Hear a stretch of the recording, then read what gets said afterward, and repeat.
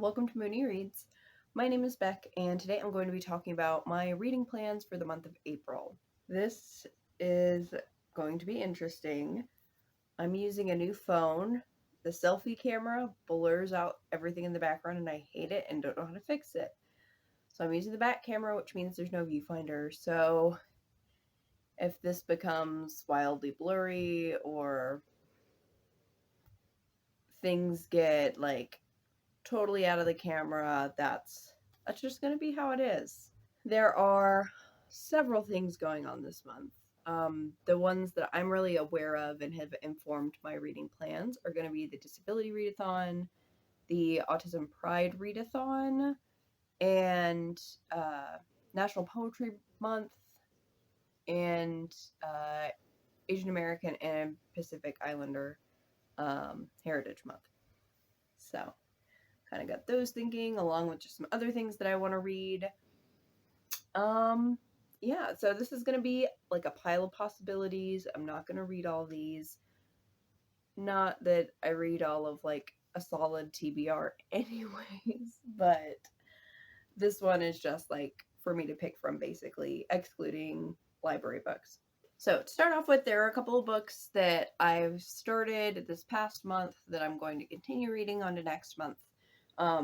There's probably more than these probably more than these three, but first I have a couple of buddy reads. I'm reading You Will Get Through This Night by Daniel Howell with my friend Amanda. We met a couple of times this month, and hopefully we'll continue doing that. We don't really have a timeline for this, but I'll definitely be working on it some this month. And then the other book that I've been buddy reading is Black Skin, White Masks by Friends Finon, which I am buddy reading with Brent. We are almost done with it. I've got basically a chapter and some change, so we should actually be done reading it the first week before moving on to something else, which I'll get into later. The other book that I have been reading, and I'm part of the way through, is Dear Centron by Quick and Messy, which I've been so excited for, and it is beautiful. I'm glad that I've been able to make my way back into it since hitting the reading slump the first time I tried to read it. A Quick and Messy is fucking brilliant.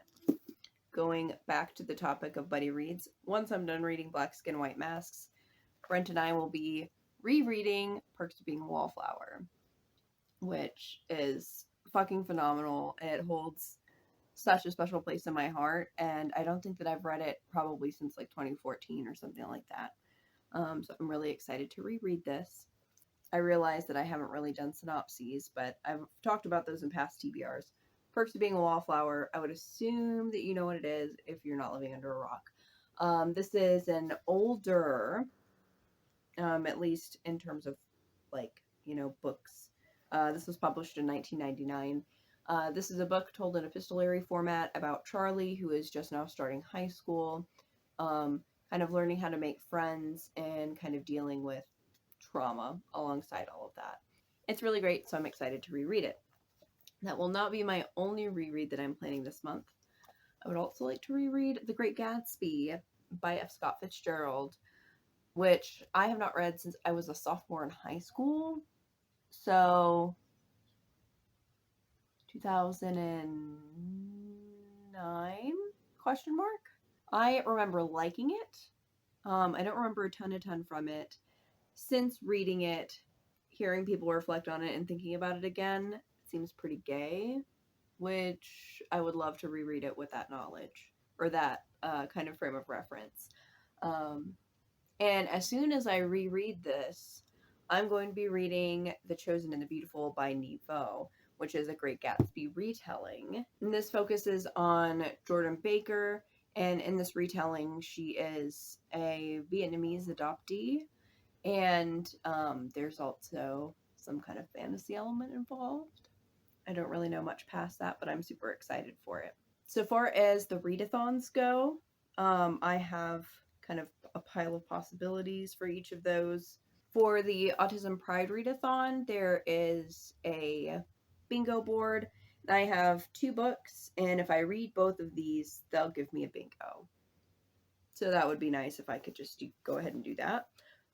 First, I have Failure to Communicate by Kaya Sonderberry. I've had this for a while and I've been meaning to read it. I also have the sequel. The main things that I know about it is that it's sci-fi, there are aliens, and the main characters are sapphic, autistic, and I think polyamorous as well. This has been on my shelves for a while, so I really want to go ahead and finally get into it. This fits the Autistic Pride Readathon because it hits the own voices space, indie published, and sci-fi fantasy. Then I also have Spectrum's Autistic Transgender People in Their Own Words. This is an anthology of autistic trans people. So this fits for Own Voices the short story tile. I'm also using this for because it's technically a collection of short essays. So I'm going with that. And then both of the books actually fit for the queer prompt as well. So that's my plans for the Autistic Pride Readathon. Both of these also fit for the Disability Readathon, but I have several other things that work for that as well. So for the Disability Readathon, they have 4 different categories of prompts, and you only have to, and they have several prompts that you can choose from, and the goal is to pick one of the prompts per category and complete those. So for the first category, I like the idea of finding a poetry collection by a disabled person. I'm not really sure if any of the ones that I own go with that or not. So I may look around and try to find something that's available on Hoopla or through my library. The other option that I have for that, I may read El Defo, which is a middle grade graphic novel that focuses on a deaf main character. For category 2, I have several things that could potentially fit. I have an ebook, Confessions of Butterflies, that I considered reading for this. I could also use the Spectrum's anthology that I've already talked about because this is by a trans author. I could also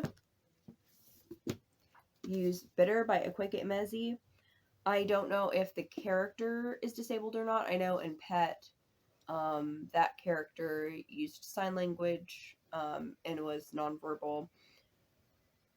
Not sure about this character, but I know that Akweke Emezi is disabled, so that would count for this. For category number 3, both of the books that I talked about for the Autistic Pride Readathon would fit because the prompt for this one involves reading a book with an autistic character. Bitter, which I've already mentioned, would also work for this because it's middle grade. But if I either don't get to some of these or if I use them for other prompts, I also have Decarcerating Disability, Deinstitutionalization and Prison Abolition. This one I really do want to get to. I have prison and policing TBR that I've been trying to get through. This is a newer book, so it's definitely not on my original TBR, but I would really, really like to get to this because this is a really integral part of the conversation on that. And this one would fit category 3 for favorite color on the cover. I like green, so that's what I'm going to use for that. And then we have category 4. And for this, I could read Outsider by a Window. I would like to do that. I might also read a book by an Asian author. And for that, I may be reading the first volume of Monstrous, which is also from the rec list. So it could fit for category 2 as well. You know, I've got lots of options and they can fit in many different places. There are also several bonus prompts. Obviously, I'm posting my TBR, so I'm fulfilling that. And may join in on Twitter sprints, I don't know. I'm probably not going to get to the group book, even though it is one that I really do want to read. I just don't have a copy of it. It is on my radar to read eventually, though. Another book that I have that's adjacent to the Autistic Pride Readathon and the Disability Readathon, but I don't actually know if it fits any of the categories per se. I would really like to read Neurotribes. It's available on Hoopla as an audiobook, and I think that it sounds really interesting. I don't know if the author is autistic, but the stuff that I've been reading online, it seems like it's going to be a really good read.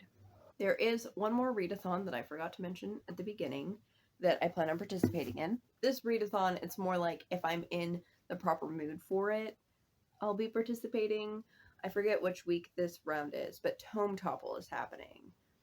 I'm really bad at reading big books, but if I wind up being in the position to want to read a lot of a tome, I do have Let the Record Show by Sarah Schulman that I'm really, really excited to get to. If nothing else, hopefully I can work on it some during Tome Topple. But I make no promises, but it's on my pile of possibilities. Then I have several other things that I'd like to read outside of readathons. I have some poetry that I want to get to. Now, I have quite a few unread poetry collections, but I only have a couple of things in this TBR because there's one bigger book that I would really like to focus on. We Want It All, an anthology of radical trans poetics, which I started last National Poetry Month, I think. And just didn't finish it. I said, oh, I'll work my way through it slowly, and then promptly put it down and did not pick it up again, which is like the story of my life. So I really would like to read this. And technically, the ebook of this is 508 pages. This is, I think, just under 500 pages. It's like 450, but the ebook is 500. So if I wanted to, if I read most of this during Tome Topple, I could maybe count it for that. Not that it matters that much, but it's technically a possibility. I'm really excited. I really like a lot of what I've read from this so far. And then the other poetry books that I think I would like to prioritize are Sage Iggy's chat books. I've had them for a minute, and I was really excited to get them in, and then just haven't read them. But they're both really short. I think that it'll be good, like, momentum having short books. Plus, I really love stuff of Zier's that I've read before. So, that's going to be a good time. I do have one young adult book that's on my TBR. I think it's the only young adult book on my TBR. And that is Melt With You by Jennifer Dugan. It looks super cute. It's like a little summer romance at an ice cream truck. I think this will be really great to read as a relief, especially since I have quite a few nonfiction books kind of on this TBR. And as the weather gets warmer, I think it's also going to be appropriate. I'm really hoping to get to this month, especially since this is an arc that was sent to me by the publisher, and the book comes out in May. So I'd like to be able to at least post a little bit about it on Instagram before it actually comes out. I have several other nonfiction books that I might try to get to or start this month. One of them is I'm Afraid of Men by Vivek Shraya. This has been on my list for quite a while. Last year I read her poetry collection, Even This Page is White. It was incredible. So I'm really excited to read this, and I think this is one that I'm a lot more likely to actually read and finish this month because it is so small. And it's one that I've been anticipating. And then I have three that are a little bit more chunky. But first I have Postcolonial Astrology, Reading the Planets Through Capital, Power, and Labor. I got this around Christmas time, I think, and I was really excited to get to it. I've been getting really into astrology, but there's definitely, with a lot of stuff kind of in that realm, both like white people ruining everything and also capitalism ruining everything. So this sounds like a really great read.